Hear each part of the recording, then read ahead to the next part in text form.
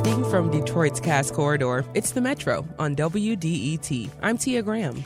And I'm Robin Vincent. Today on the show, this hour starts with the government and what happens when it slows to a crawl. Across Michigan, cities, nonprofits, and contractors are waiting on hundreds of millions of dollars approved in last year's state budget, but still locked up by a legal and political standoff in Lansing. We'll also turn to the auto industry, where Ford's decision to step back from electric vehicles and focus on hybrids raises broader questions. Questions about climate policy, global competition, and whether political uncertainty is reshaping long-term strategy. Then we'll shift gears from the restaurant scene, what's opening, what's closing, and what it takes to survive. From Lansing to the places we live, work, and gather. This is the Metro. We begin in Michigan communities, where hundreds of millions of dollars that people are counting on are still frozen. Last year's state budget included about $645 million in work project funding for things like local roads, public safety, and community services. But in December, House Republicans voted to block it. And as of today, that money is still on hold. So projects aren't moving. This week, Attorney General Dana Nessel said Republicans didn't have the constitutional authority to do that, calling it an improper legislative committee veto. Now, House Republicans are considering a court challenge. The democratically controlled Senate has voted to restore the funding. Meanwhile, cities, nonprofits, and contractors are all waiting. At the same time, lawmakers are debating tax breaks for data centers, how cannabis revenue should be used, and the regulation of consumable hemp products. To discuss how all of this is affecting you and me, I'm joined by Colin Jackson. He's a politics reporter for Michigan Public Radio Network. Colin, welcome back. Hey, thanks for having me. So before we get to Lansing, I do want to start with something that's a lot bigger than politics. In Minneapolis yesterday, a woman was fatally shot during an ICE operation. The New York Times verified 3 bystander videos showing agents converging on a car that was partly blocking the street, ordering the driver out, and then after the driver reverses and pulls forward, an agent fires and keeps firing as the vehicle moves past him. Federal officials say it was self-defense. Minneapolis Mayor Jacob Frey and Governor Tim Walz dispute that account, and they've demanded accountability. Colin, this feels like something that would happen in a brutal dictatorship. And it has me curious which leaders in Michigan are responding. I mean, I realize Republican State Senate Minority Leader Eric Nesbitt has defended ICE, and meanwhile, Democratic State Senator Jeremy Moss has blamed ICE. I'm wondering what you have been seeing, and has the response in Lansing pretty much fallen along partisan lines? Yeah, I think partisan lines is probably the best way of summing it up. I think that when it comes to the leadership, you had mentioned Senate Minority Leader Eric Nesbitt, a Republican, also running for governor. On Twitter, he posted basically defending ICE. In the House side, you have Minority Leader Ranjiv Puri, a Democrat, saying U.S. citizen was killed by ICE and blaming the president's rhetoric and what he describes as quote-unquote reckless leadership. From Senator Brinks, the Senate Majority Leader, you see a Democrat. You see her retweeting different posts from Minnesota Democratic Party leadership, and then on the campaign side, you see U.S. Congresswoman Haley Stevens running for Michigan's open U.S. Senate seat, saying that this is unacceptable. You have State Senator Mallory McMorrow, another Democrat, also releasing a statement here. On the Republican side, you do have Mike Rogers, former congressman, Republican, running for Senate again, saying, quote unquote, this is what happens when you when you constantly demonize ICE, violent spirals. And you're seeing this also from different Republican gubernatorial candidates, former Attorney General Mike Cox as well, talking about undocumented folks. This is really falling upon party lines. And I think that this isn't necessarily something surprising. Even when you look at some of the other flashpoints here that have happened in this country, especially going back to 2020, with the murder of George Floyd in Minneapolis. Yeah. I think that recently you've seen a lot of attempts to maybe relitigate that or reframe that as a different thing in the past. And you've seen that discussion about, oh, well, quote unquote, like not quote unquote, but you've seen people talk as if this wasn't a murder trial where a person was convicted of murder or of killing George Floyd. As in the police officer. Yeah, exactly. Yeah. And so you see this as, I don't think this is surprising. So we're seeing Republicans take the side of ICE, of federal immigration officials. We're seeing Democrats defending this person who was killed. And now it remains to be seen what other reactions and leadership we might see from our legislators in Lansing and in Michigan. We'll definitely be looking to you as more of those statements come out. One other thing I want to note, though, it sounds like we've been hearing the most reactions from people who are running for something. Exactly. And I would say people who are not running for something, two of the most, I guess, public faces in Lansing, Governor Gretchen Whitmer. I may have missed something, but from when I looked at her Twitter page or Facebook page, I haven't seen any posts related to this. Also, Republican House Speaker Matt Hall, I texted his congressperson earlier today. I mean, it was a recent text, so I don't know if he had time to see it or get back to me. But I haven't seen anything, at least on his Twitter page, about this either. So just also something to note of. Okay. We will, again, be looking to you to see what kind of reactions continue to come out of Lansing, if any. And now let's zoom in more on Lansing, because about $645 million in state funding for local work projects is still paused. And this is after House Republicans blocked it last year, even though Attorney General Dana Nessel said yesterday that move was unconstitutional. Colin, what was that money meant to pay for, and where would people normally see it in their communities? So this was a sprawling amount of money to pay for various things. Some of the highlighted issues have been the money for RX Kids, a program that gives money to pregnant women and new mothers. Yeah. They were planning some expansions that they said that this threw a monkey wrench into losing that funding. There's, some smaller amounts of money that would have gone to a program that pays for wigs for children with cancer. There was money for, new fire trucks, public infrastructure upgrades. The Potter Park Zoo in Lansing was promised some money to deal with some building upgrades, school systems, new tracks, what have you. These were a lot of things that, broadly speaking, there was around, I believe, $100 million or so of earmarks that were supposed to carry over from, or would otherwise have carried over from the last year's budget to the current year's budget that were canceled. And so there's any number of things in there that were canceled. Wow. Yeah. It very much stretches the gamut of all kinds of projects and services, is what you're saying. So this has me wondering why Attorney General Dana Nessel, why her ruling doesn't automatically restart the projects. So this is something where I think there's still a lot to figure out. This has been something where there's confusion from the very beginning, from the moment that this was happening. Democrats on the House Appropriations Committee, when this meeting originally happened, where they voted to take away the funding.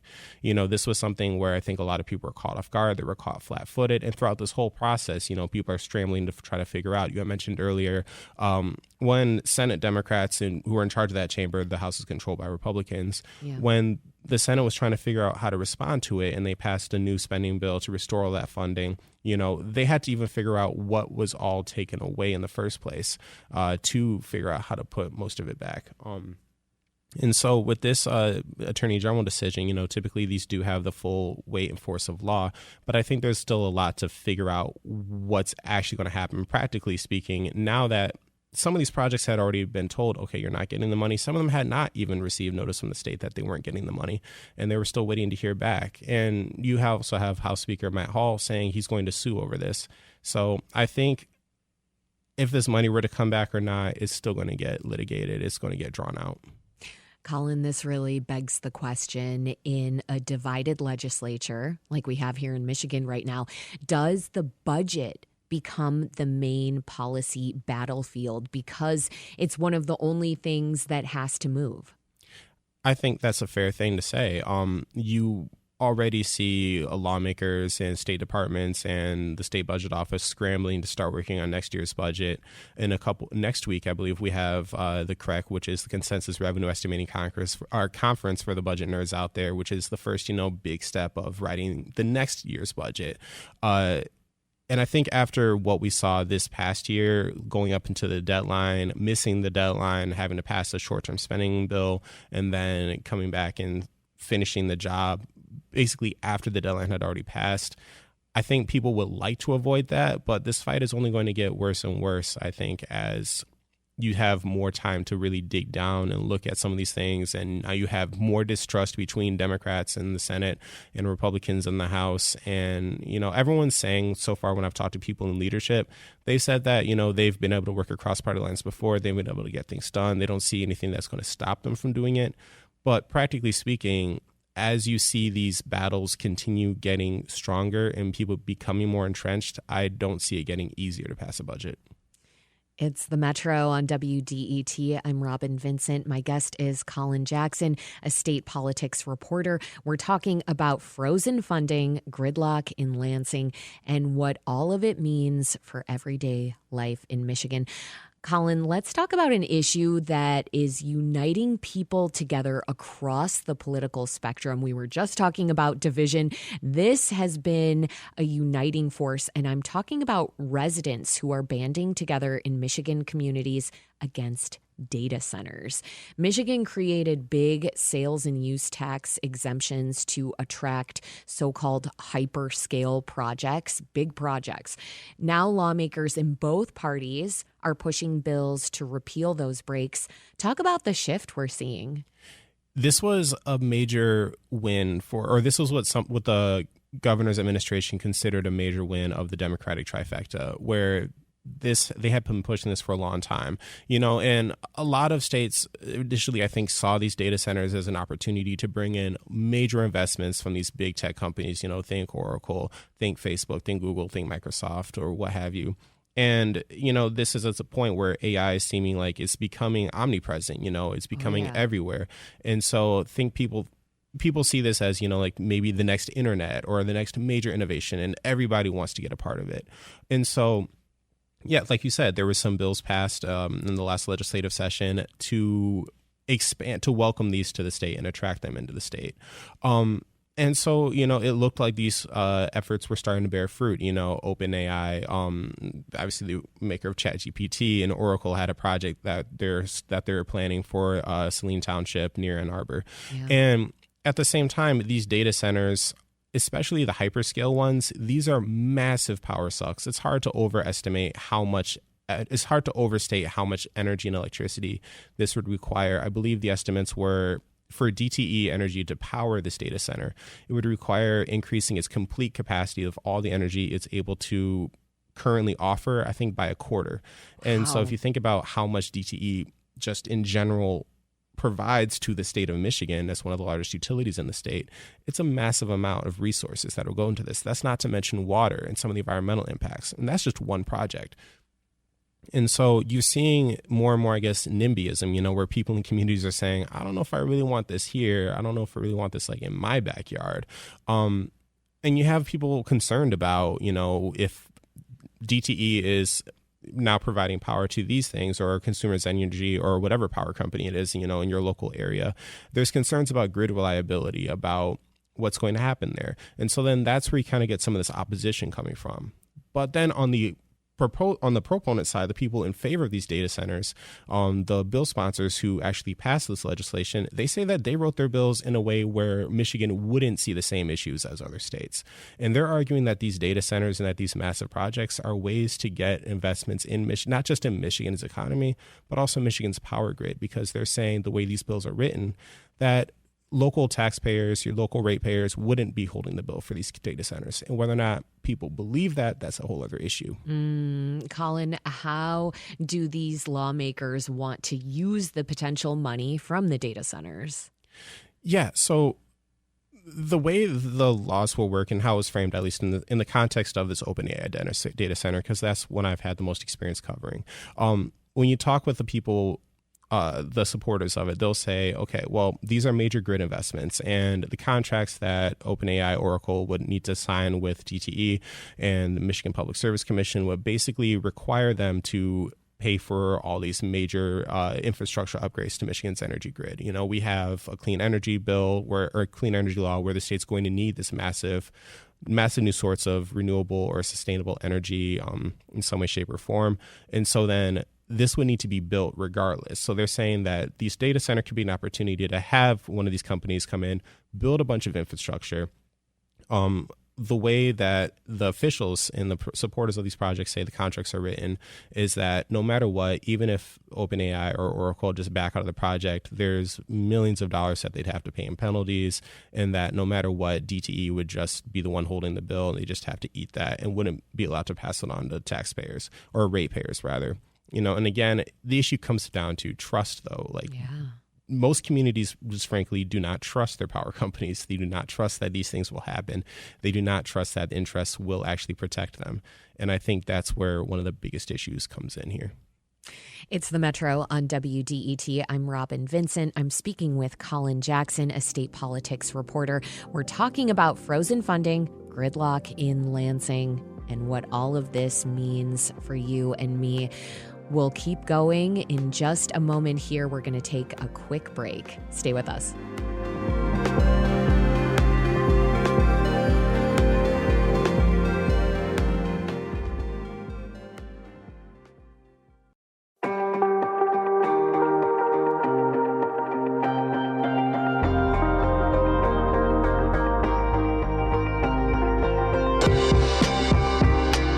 Metro on WDET. I'm Robin Vincent. I'm joined by Colin Jackson, a state politics reporter, and we've been talking about frozen funding, gridlock in Lansing, and what the politics of the day mean for you and me.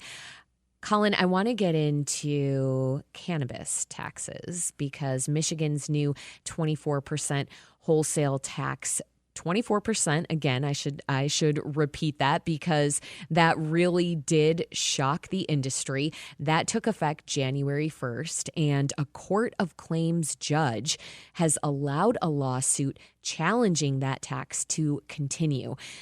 Now, the state sold this as crucial road funding. It's finally time to fix the damn roads. If the tax gets narrowed, though, or struck down, what fills the gap? Is it higher taxes somewhere else? Is it less road work or another scramble in Lansing? I mean, have you been hearing any discussion about this? Another legislative fight fills that gap, first and foremost.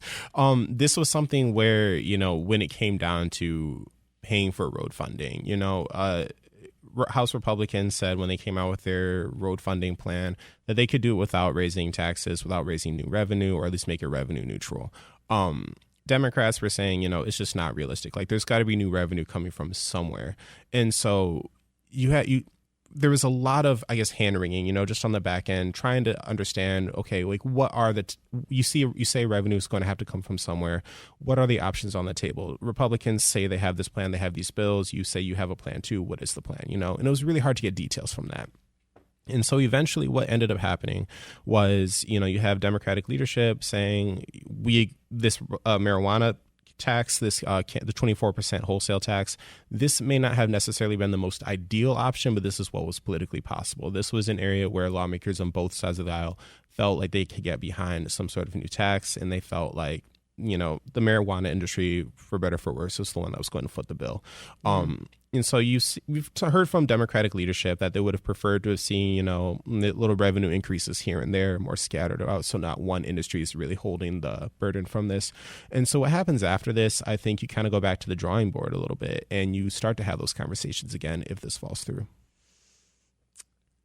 Back to the drawing board, potentially, much to the chagrin of many lawmakers if that happens. So we will be watching your reporting on this. Let's stay on the topic of cannabis adjacent subjects. The Senate passed bills to treat many high THC hemp products more like marijuana, and that would potentially push them out of gas stations and into licensed cannabis facilities. What products are we talking about and why now?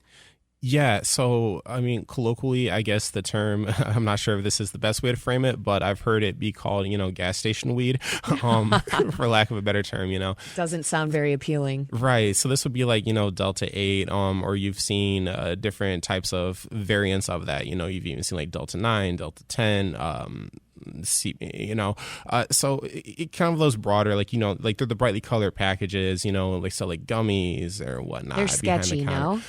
You could say that. That would be a word that you could use to say. And obviously these are being sold at gas stations, smoke shops outside of your typical marijuana dispensaries establishment. And so this is actually something where there seems to be a decent amount of bipartisan agreement, where you have lawmakers on both sides of the aisle, in both the House and the Senate for that matter, agreeing that, they see this as an issue where these products aren't necessarily being sold with age verification. A lot of them are coming from out of state. There's not a lot of testing like you would see with, the products you see in a regular marijuana dispensary here in Michigan, where those go through like the whole like hard testing process. Yeah. And so there was this ultimate goal of, getting those off the gas station shelves and getting them out of hands of kids. And so with that, there's kind of a lot of things happening at once in this legislation, because on one side, there's that effort to, get these out of the hands of kids. And that was the main goal. If you talk to the sponsor of the Senate bills, Senator Dana Polhanke, she'll say that was her main goal, just like keeping kids safe. At that same time, nationally, you're seeing this push to, have low dosage THC products, more classified as hemp.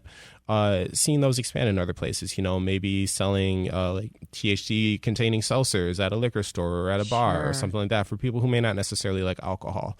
And so you have the hemp beverages. So like for the low dosage THC, for the broader purpose of this conversations, they're being more defined as hemp.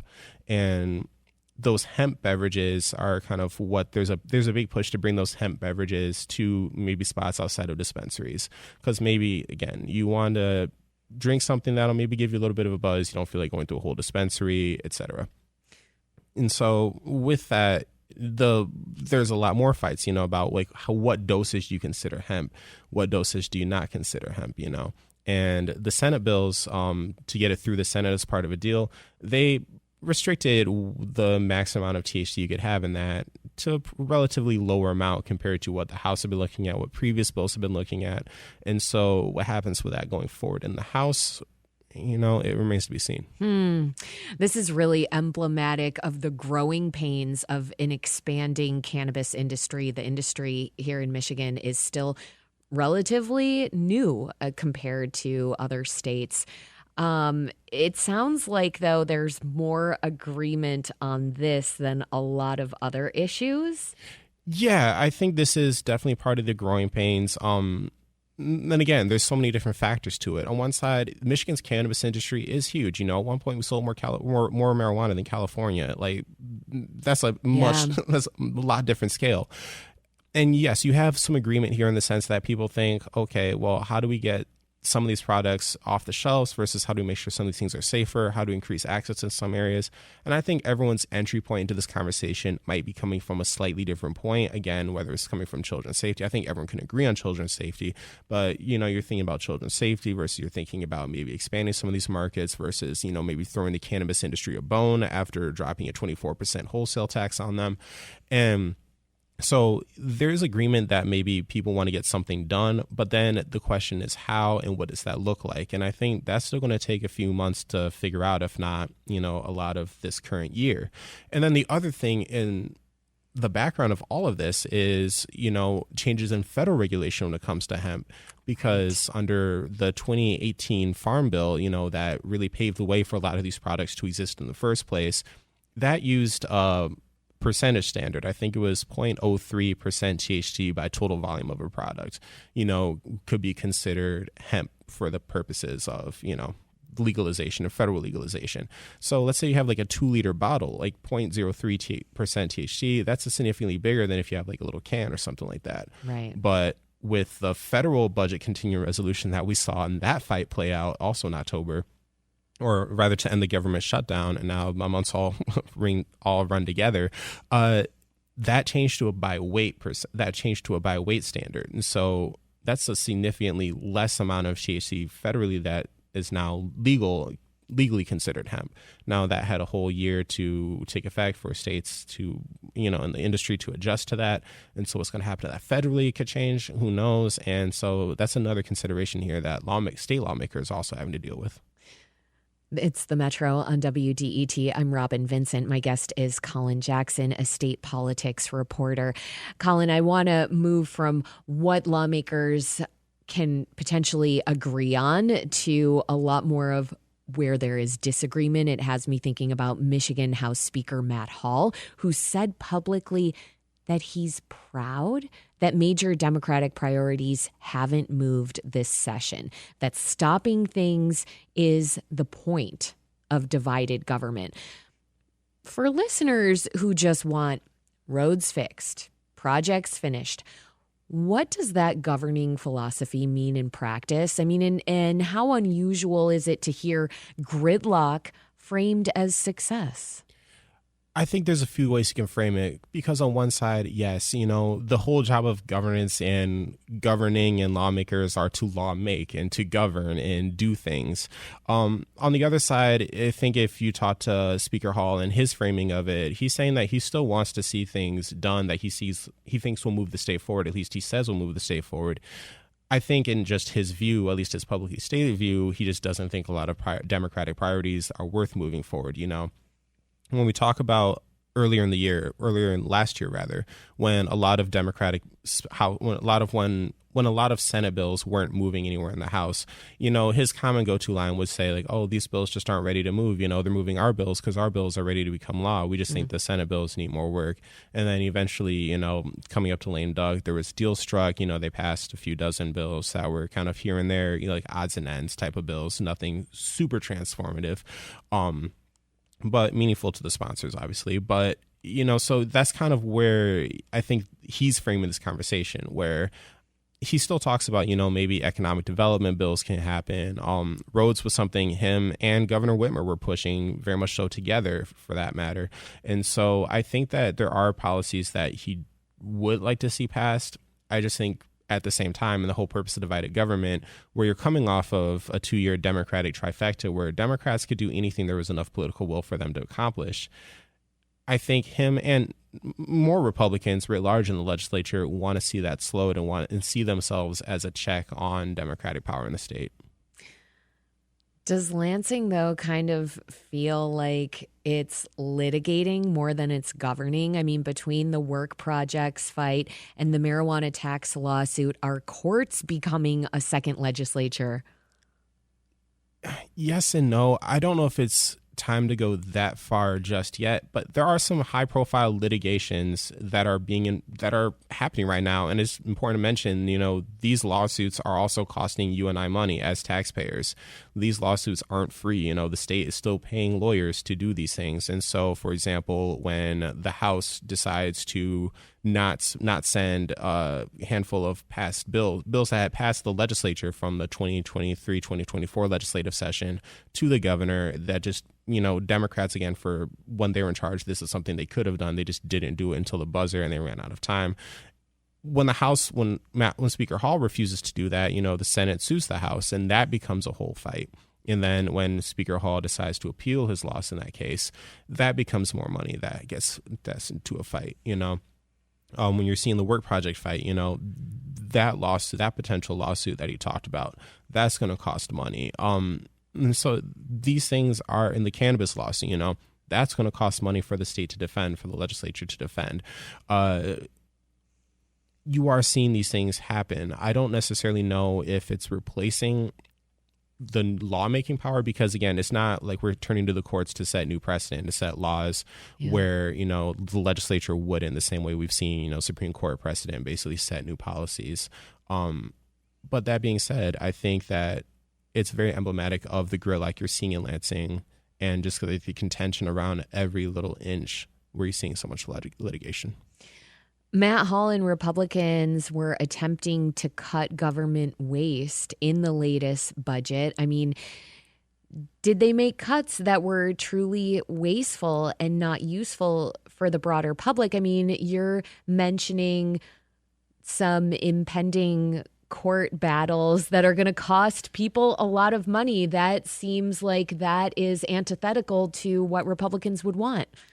Yeah, exactly. And I think it all goes back down to the broader goals behind all of this. So yes, on one side, they're saying like, we're cutting waste, fraud, and abuse, we're passing a lower budget, and that's their line, and then there's some, dispute as to like how much lower the budget really is, especially when you look at the supplemental for the previous budget that also included a lot of money in spending. So maybe the 2026 fiscal year budget, and it doesn't look as much, but then that money gets put somewhere else.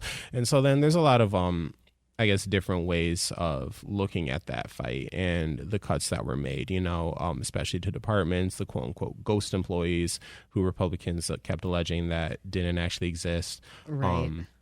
And so you've seen so much of that. But yeah, at the same time, I think it's a valid question to ask, okay, you talk about preventing waste, fraud, and abuse, you talk about saving taxpayers money, and yet, these are still like lawsuits require a lot of work, and the lawsuits require a lot of resources. And that's also something that's going to cost money, and all for what? But on the other side of it, though, if they feel like, this is going to save taxpayers money in the long term, especially in the case of like the $645 million in projects, this is something that Republicans have labeled largely waste, fraud, and abuse. They said not everything in there is waste, fraud, and abuse. They pointed out some things that they thought were valid or thought were worthwhile. But, so they're saying that protecting the ability of lawmakers to do this going forward, and this is something that they would have liked to see used again, more and more going forward, as a motivation for more negotiations on the budget to get more bipartisan buy-in, et cetera. I think that that's where you get those justifications coming from. Colin, it's been so nice to have your perspective as someone who's really immersed in Lansing, in what's happening at the legislature. I want to close with one of the biggest things happening in politics this year, and that is the governor's race. This is an open race. Whitmer is term limited, and Detroit former Mayor Mike Duggan is running as an independent. How does that change what lawmakers do right now? Does it make compromise harder? We'll find out. I think that it's hard for lawmakers to be courageous in an election year. At least from what I've seen so far, it seems like there's not necessarily the same political will to take risks, to go out too far on a line, to really leave the pocket too much during an election year.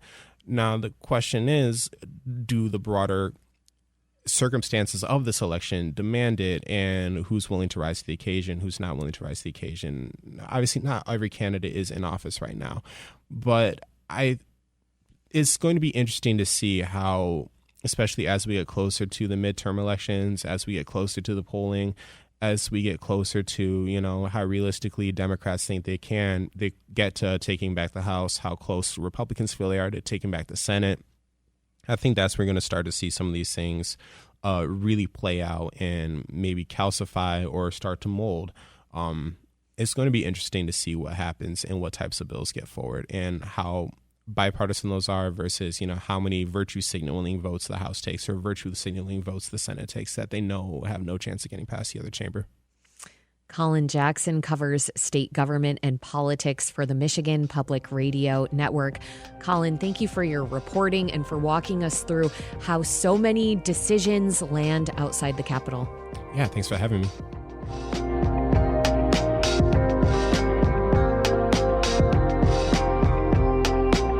It's the Metro on WDET. Coming up, Ford is pivoting from electric vehicles to hybrids. We'll find out why. This is the Metro. Stay with us.